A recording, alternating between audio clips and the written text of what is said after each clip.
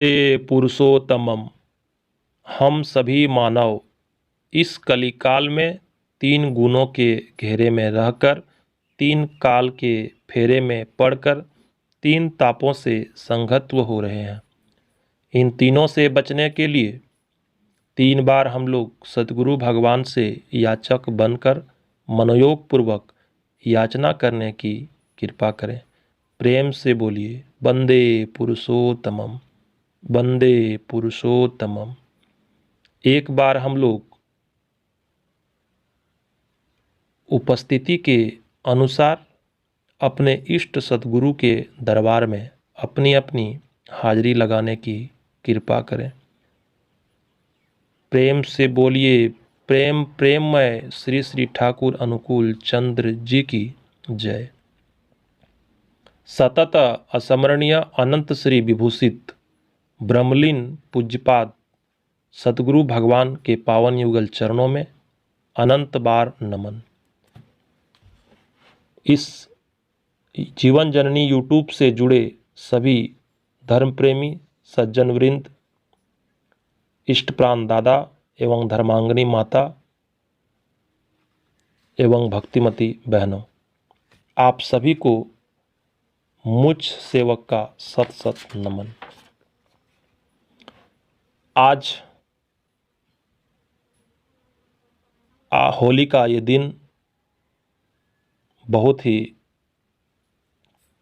खुशी का दिन है और हम श्री श्री ठाकुर अनुकूल चंद्र जी के याजन सत्संग का कार्यक्रम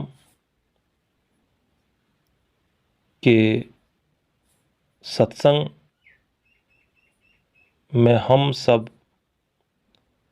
जत्र तत्र से इस जीवन जननी यूट्यूब चैनल से जुड़े हैं।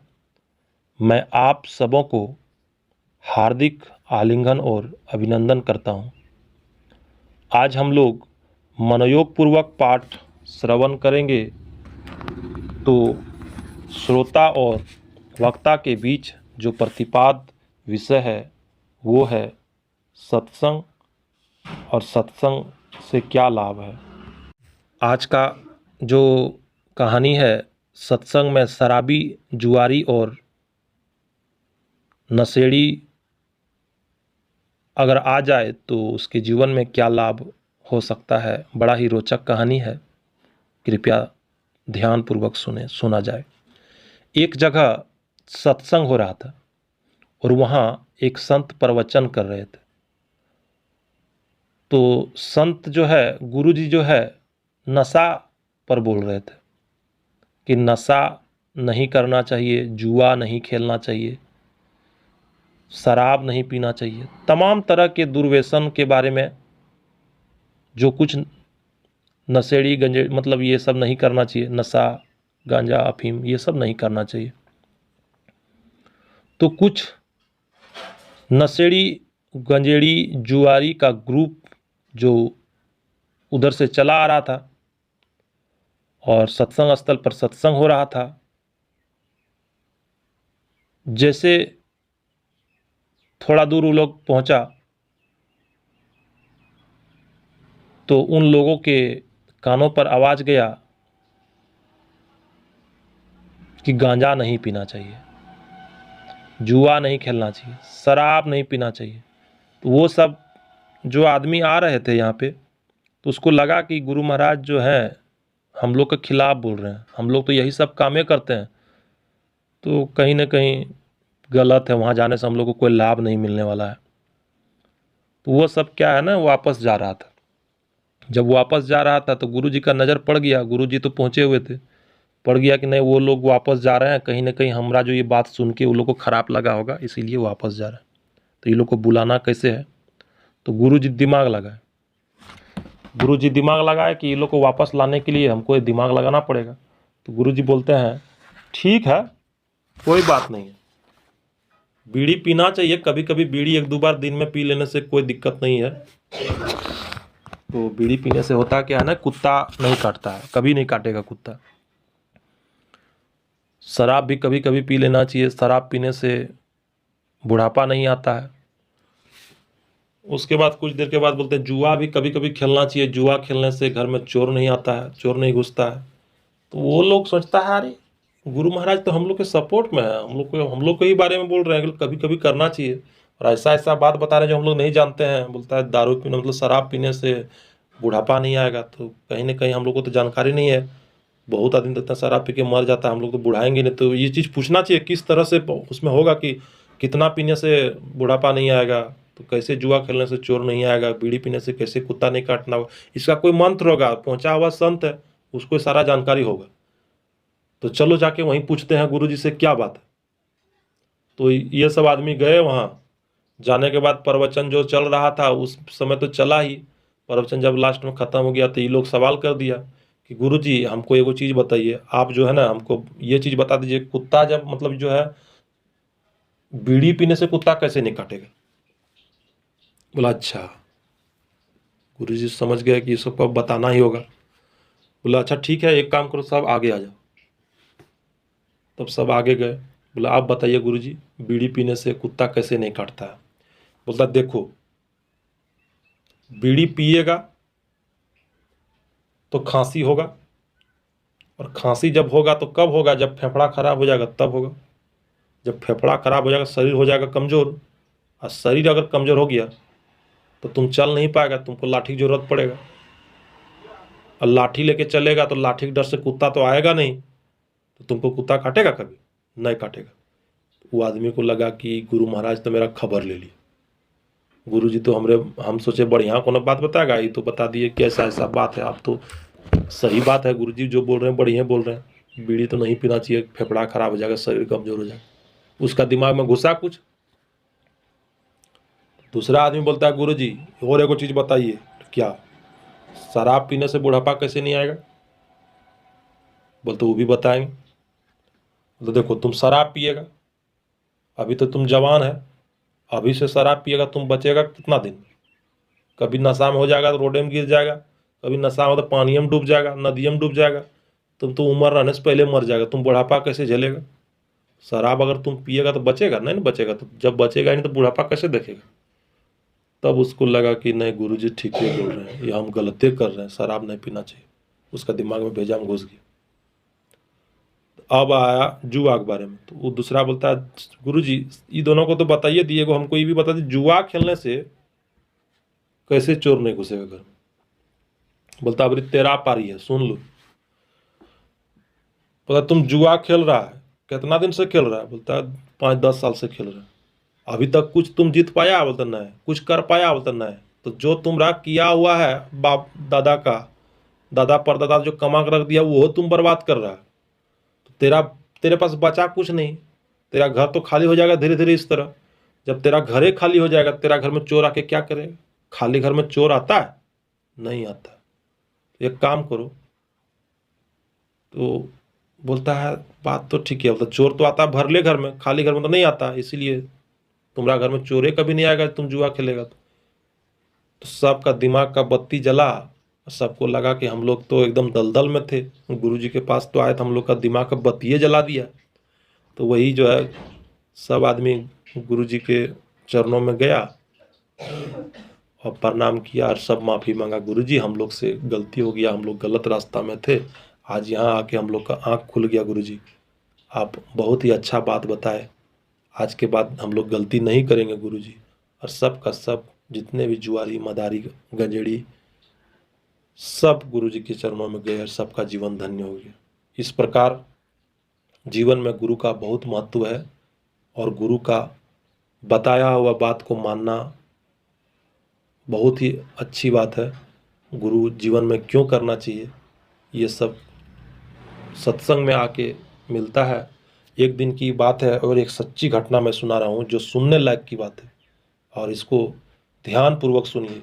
जीवन का सच्ची घटना बता रहा हूँ, कृपया करके जो है आप लोग अगर सुन रहे हैं तो इसको कट नहीं करें, बिल्कुल पूरा लास्ट तक सुने। बड़ा ही रोचक कहानी है जो जीवन की घटी घटना है और सच्ची घटना है। इसी तरह एक गांव में सत्संग हो रहा था। साधु महात्मा प्रवचन कर रहे थे और चल रहा था प्रवचन। उसी बीच 10-12 लड़का झुंड में आ रहे थे और बाइक से आ रहे थे। तो जिस जगह सत्संग हो रहा था उस जगह चौराहा था, इधर उधर 3-4 रोड गया हुआ था। तो वहीं सब उतरा, 2 लड़का इधर, 3 लड़का उधर, 4 लड़का इधर, सब गए। तो गुरुजी का नज़र पड़ गया कि ये लोग जो है सब मताल सब है, सब शराबी जुआरी सब है, चोर चिल्लर है, और ये लोग पूरा जीवन ये लोग का नरगे है। तो गुरु महाराज का नज़र पड़ गया। गुरु महाराज सोचे कि अगर इस सत्संग में इतना लड़का है, इन लड़का में से एको को जीवन अगर सुधर जाए तो मेरा सत्संग का जो यहाँ पे कार्यक्रम है इस सफल हो जाएगा। तो गुरु महाराज जो प्रवचन कर रहे थे उससे हट के तुरंत उस प्रवचन से निकल के एक तुरंत टॉपिक उठा दिए कि सत्संग किसको किसको सुनना चाहिए और सत्संग सुनने से क्या लाभ है। तो जैसे ऐसा बात बोले तो सब लड़का वहाँ पे उतरे तो एक दूसरे को देख रहे हैं। तो बोलते हैं देखो सत्संग किसको सुनना चाहिए, चाहे वो मांस मछली खाता हो, चाहे वो गांजा पीता हो, चाहे वो सत्संगी हो, चाहे वो अठसंगी हो, चाहे वो गैर सत्संगी हो, चाहे वो भक्ति भेद वाला हो, चाहे वो भजन भेद वाला हो, चाहे वो गुरु मंत्र वाला हो, चाहे वो चुटकी छाप हो, चाहे वो चिल्लम छाप हो, चाहे वो कोन्हो छाप हो, सब छाप पास छाप। तो वहाँ पे सब आदमी जितना सत्संग में बैठे थे वो लोग तो हंसिए रहते खिलखिला के।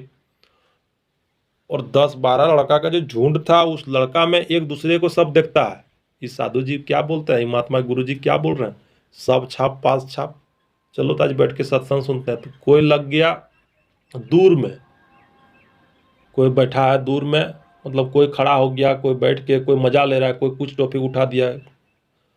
तो एक लड़का था उस बीच में, उसका नाम था गुरुचरण। तो वो सुन भी रहा है, कान में उसका आवाज़ भी आ रहा है। तो वो बोलता है बगल में मेरा घर है और हम तो अभी आए हैं उस झुंड में, और वो भी उसी झुंड का था एक मेंबर, उसका नाम था गुरुचरण। तो उसको लगा कि क्यों ना बगले में घर है तो तुरंत नहा लेंगे और नहा के आएंगे और सत्संग सुनेंगे, नया बढ़िया बढ़िया कपड़ा पहन के, साफ सुथरा कपड़ा पहन के।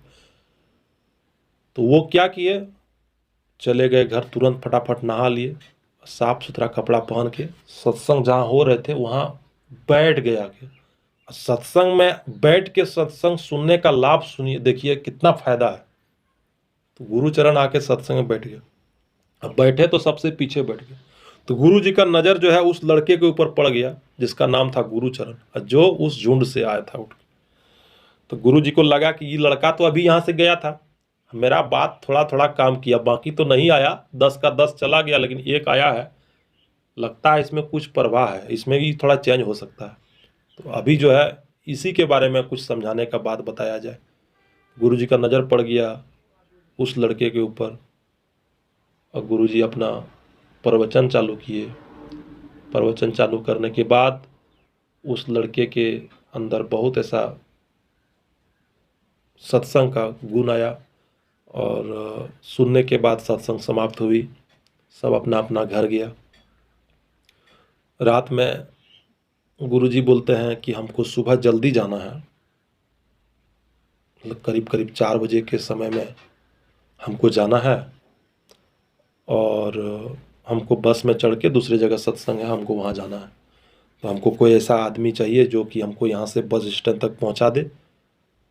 तो जो खर्चा लगेगा वो हम दे देंगे, तेल डलवा देंगे और हमको वहाँ तक पहुँचा दिया जाए तो बहुत अच्छा रहेगा।